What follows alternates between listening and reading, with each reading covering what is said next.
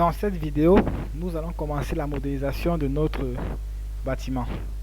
Notre bâtiment, c'est un R+5, un bâtiment de type R+5 à usage d'habitation. Nous allons commencer par créer les niveaux, les groupes, introduire les charges et les lignes de référence.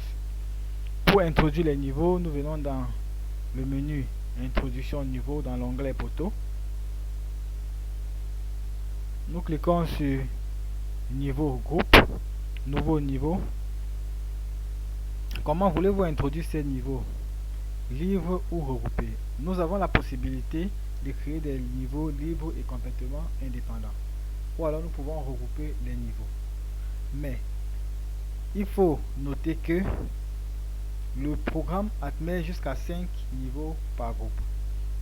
Et on définit comme groupe un ensemble d'un ou plusieurs niveaux consécutifs et égaux entre eux, et pour lesquels on veut obtenir un ferraillage identique.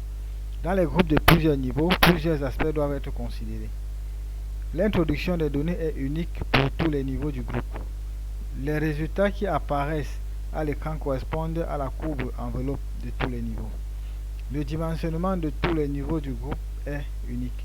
De ce fait, on obtient un plan pour le groupe, quel que soit le type. Alors, on obtient un seul plan pour le groupe en question, quel que soit le type de plan, donc plan de niveau ou plan de pouce, c'est un seul plan. Il ne faut pas regrouper les niveaux sur lesquels il ne faut pas regrouper des niveaux lorsque sur un d'entre eux commence ou finit un élément porteur vertical tel que un poteau, un mur ou un noyau, ou alors une poutre inclinée. Donc nous allons entrer nos niveaux libres et puis nous allons regrouper les niveaux qui sont semblables. Accepter. Nous avons un R+5. Donc de la fondation jusqu'au rez-de-chaussée, nous avons 1,60 plus 0,40, ça fait 2 mètres, c'est-à-dire on a la fondation est ancrée à 1,60 et nous avons 0,40 cm, 0,40 mètres entre le rez-de-chaussée et le terrain naturel. Donc nous allons entrer ces valeurs. Donc nous avons 7 niveaux, 7 planchers et nous commençons à éditer le rez-de-chaussée. Éditons l'étage 1, étage 1, étage 2, étage 3, étage 4, étage 5 et toiture.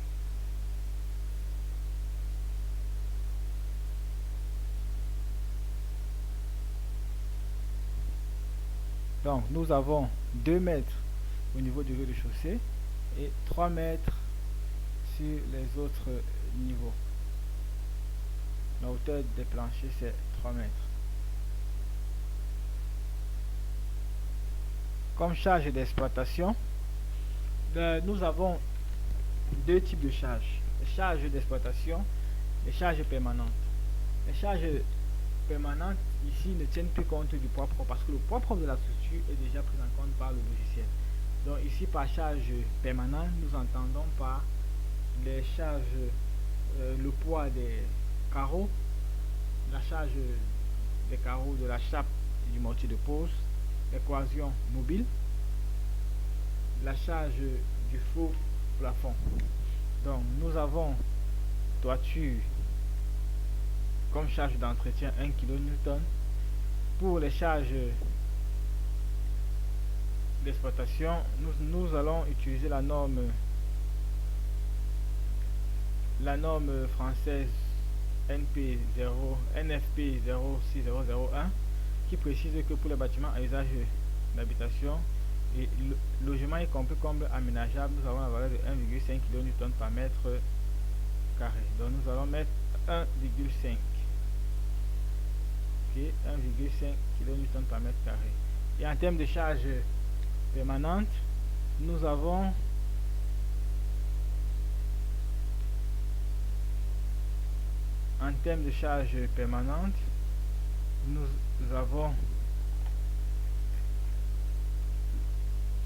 la chape plus carrelage plus mortier de pose. Nous avons le faux plafond en compte plaqué 0,05 kN par mètre carré par centimètre d'épaisseur. Support de faux plafond, poids des cloisons mobiles sur de poids propre inférieur à 3 kN par mètre, 1,2 kN par mètre carré. Donc nous pouvons additionner les charges que nous allons utiliser. Le faux plafond en compte plaqué 0,05 multiplié par 4 cm multiplié par 0,4 mm, donc 0,4 cm, on a 0,2 plus le support 0,03 égale à 0,5. À ça, nous allons ajouter 1,6 correspondant à la chape plus carreau plus mortier de pose. Et nous ajoutons à ça 1,2 correspondant aux cloisons mobiles, 2,85. Donc nous avons une charge de 2,85 dans les planchers. 2,85 kN par mètre carré. Et au niveau de la toiture, nous allons imposer une charge de 1 kN par mètre carré. Et nous acceptons. Ensuite, nous allons définir le niveau de la fondation. La fondation est placée à 1,60 du sol. Donc nous mettons moins 1,60. Ok. Nous allons donc unir les groupes qui sont semblables. Nous allons unir l'étage 2 et l'étage 3. Ensuite, nous allons unir l'étage 3 et l'étage 4. Ensuite, nous allons unir l'étage 3 à l'étage 5. Ok. Nous pouvons voir les groupes de la structure.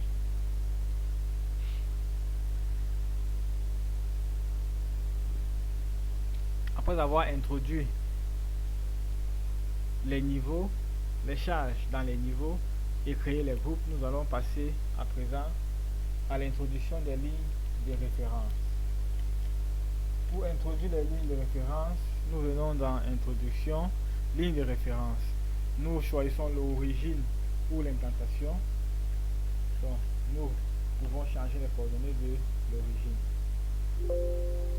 Introduction des lignes verticales et introduction des lignes horizontales. Donc pour introduire une ligne horizontale, nous cliquons sur introduction des lignes horizontales. Nous allons choisir comme première ligne horizontale l'axe où passe notre point d'origine. Nous allons appeler cette ligne A. Et nous allons placer le curseur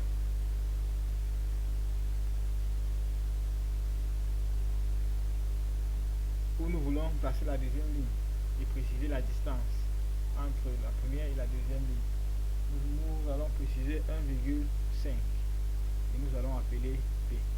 Ensuite, nous précisons l'espacement 2,85 et nous appelons C, 2,85 et nous appelons D et 4,15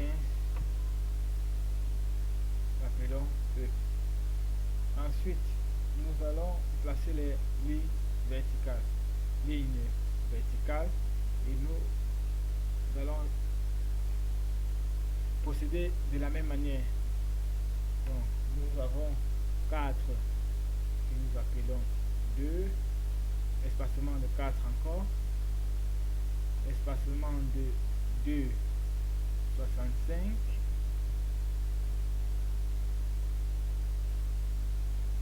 espacement de 4, appelons 5 et espacement de 4, appelons 6. Et là nous avons introduit les lignes de référence. Si vous venez dans introduction ligne de référence, vous avez la possibilité de modifier une ligne de référence, de la déplacer ou de l'effacer. Si nous voulons effacer la ligne de référence, nous venons d'entrer, nous cliquons sur effacer et nous cliquons dessus, elle s'efface. Nous pourrons revenir à annuler ou alors déplacer la ligne de référence, nous cliquons dessus et nous pouvons la déplacer. Nous pouvons entrer le vecteur de déplacement. Voilà pour les lignes de référence. Donc,